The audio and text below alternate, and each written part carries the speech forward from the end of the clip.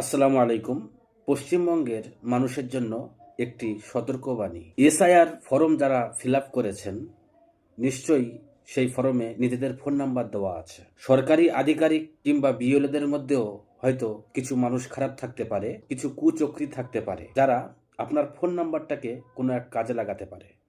যেমন ধরুন, আপনার নাম্বার ধরে কেউ একজন আপনাকে ফোন করলো এবং বলল যে তারা এসআইআর অফিস থেকে ফোন করছে, যে আপনার ফোনে একটা ওটিপি যাবে, আপনি সেই ওটিপিটা বলবেন।